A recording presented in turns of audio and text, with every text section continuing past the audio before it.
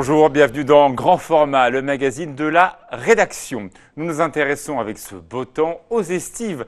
Depuis la Saint-Jean, ils sont nombreux à préparer la saison d'été qui a officiellement démarré le 21 juin. Et vous, vous êtes parti, Emmanuel Jaude, à la rencontre de ces professionnels. Pourquoi ce sujet ? Bonjour Alexis, d'abord, c'est vrai que la préparation de la saison d'été, c'est toujours un grand moment quand même, parce que finalement c'est la jonction, c'est le moment où les stations finalement changent totalement d'activité et c'est une grosse préparation au préalable, c'est pour ça que j'ai voulu m'y intéresser. Et pourquoi ici, dans la vallée des Bellevilles ? Parce que je pense que c'est une vallée qui vraiment englobe beaucoup d'activités, à la fois sportives, à la fois culturelles, et finalement c'est un peu représentatif de toute l'économie d'altitude. Premier reportage, ce sont ces pistes de ski qui se transforment en pistes de VTT au cœur du plus grand domaine skiable du monde. L'été, il se passe aussi des choses. Ça s'appelle bien sûr le VTT au cœur des Bellevilles, dans la station d'Ébénuire. On regarde notre reportage. Malgré les apparences, il ne s'agit pas là de bagnards, mais bel et bien des équipes de la station d'Ébénuire. À plus de 2000 mètres d'altitude, ils préparent les tracés des pistes de VTT qui accueilleront d'ici quelques jours à peine les premiers deux roues.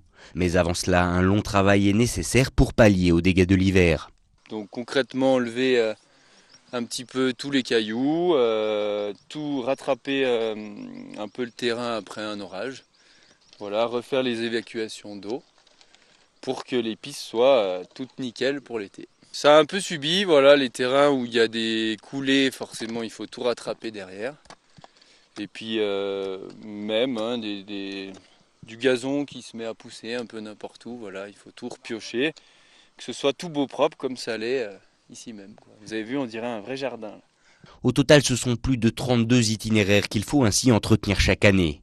Mais un peu plus haut, c'est un tout nouveau tracé qui est en train de sortir de terre. Après plusieurs mois de démarches administratives, les pelles mécaniques sont rentrées en action, s'appuyant sur la dénivellation du terrain pour créer la piste la plus logique possible. Donc une fois qu'on est lancé, ce qu'on va chercher en fait c'est tout cet aspect ludique, donc ce qu'on appelle des virages relevés, on confectionne des appuis de manière à vraiment diriger le vélo, et en fait ce qu'on recherche c'est vraiment avoir cette sensation de glisse, même en vélo, quoi, et donc il y a des mouvements de terrain, des hoops, ce qu'on appelle des hoops, des bosses, des successions de bosses, donc c'est vraiment une approche ludique, quoi. En fait, nous, ce qu'on vise, c'est le ludique.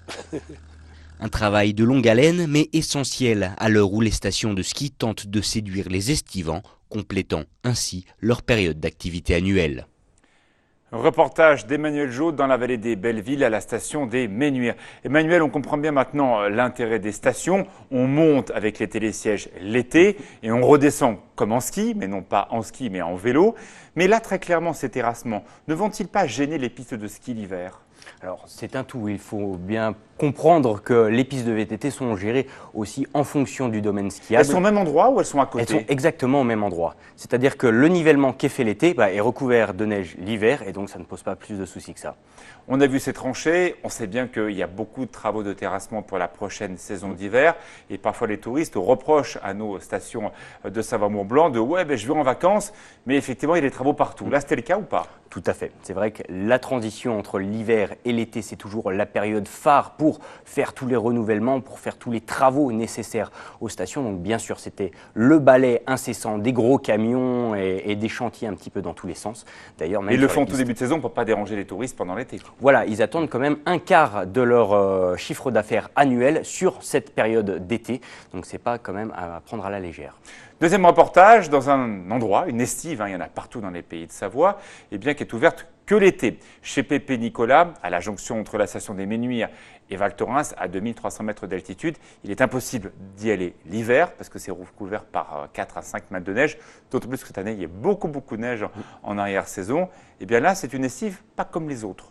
C'est le moins qu'on puisse dire. Pour moi, en tout cas, je pense que c'est vraiment l'estive, l'alpage du 21e siècle, qui a su vraiment diversifier son activité, non seulement avec les bêtes, mais justement en ouvrant un restaurant, en ouvrant une fromagerie et même une boutique pour un peu tout le monde et pour séduire un peu tout le monde. La famille Suchet, qu'on apprécie beaucoup, on va voir votre reportage chez Pépé Nicolas. Dans l'alpage de Pépé Nicolas, on termine de se mettre en place pour l'été.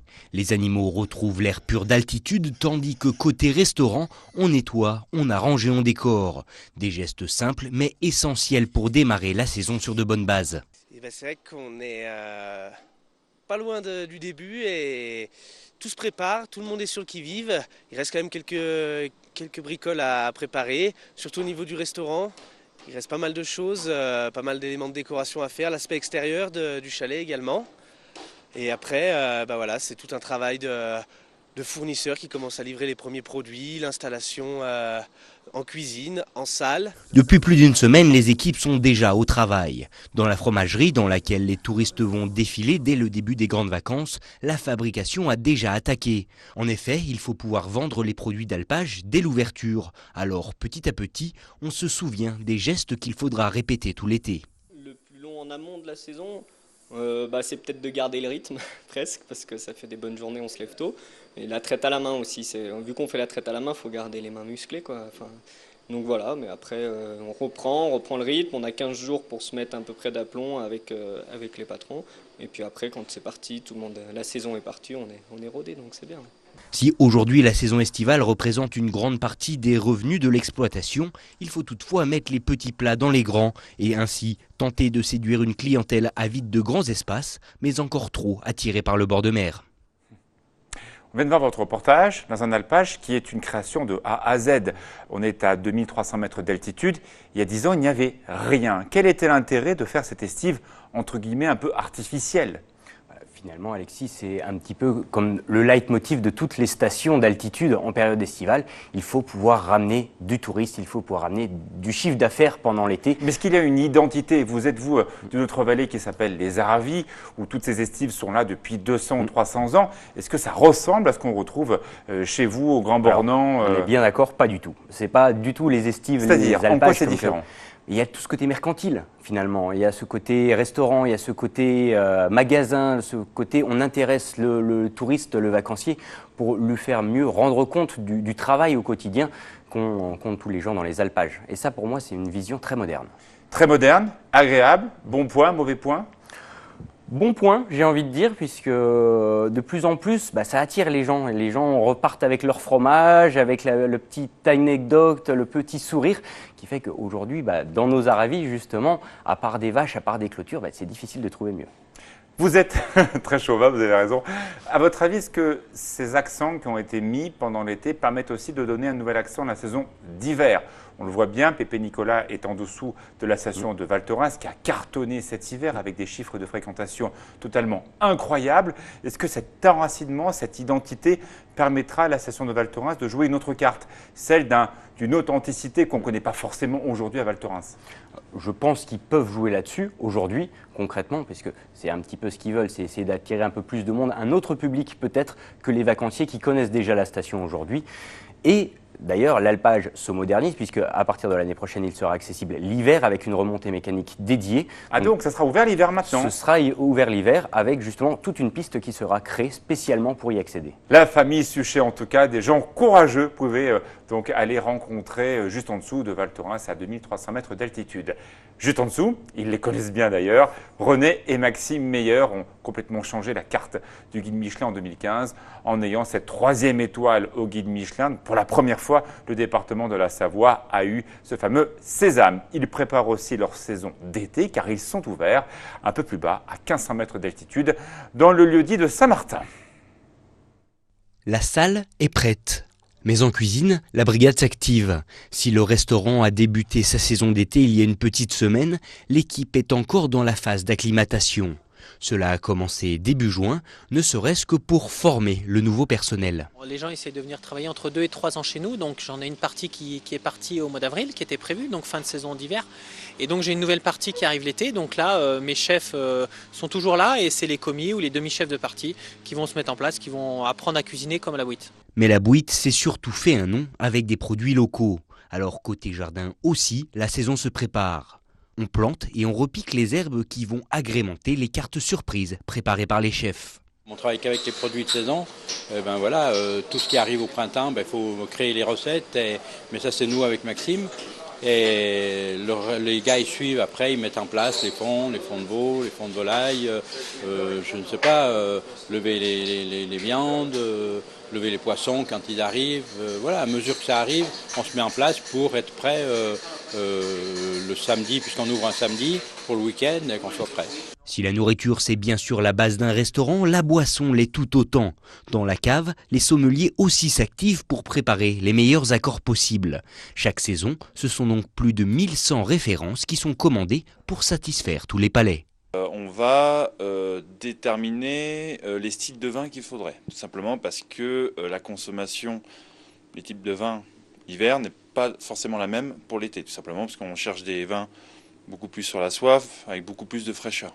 Voilà. Mais ce qui va tout à fait avec l'esprit des nouveaux plats des chefs, toujours en acidité. Et ensuite, dans la confection de la carte, on va essayer de développer beaucoup plus la Savoie. Si au moins une dizaine de jours sont nécessaires en amont de l'ouverture pour attaquer sur de bonnes bases, l'apprentissage reste constant. Chaque jour, de nouveaux plats sont élaborés, permettant ainsi de surprendre chaque client.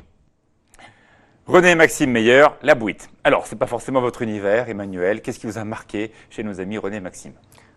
Premièrement, c'est leur sourire. Leur sourire, leur... C'est bien de le dire, c'est important. Parce que je pense que c'est pas tous les chefs non plus qui ont un petit peu de temps, un peu de disponibilité justement pour nos équipes.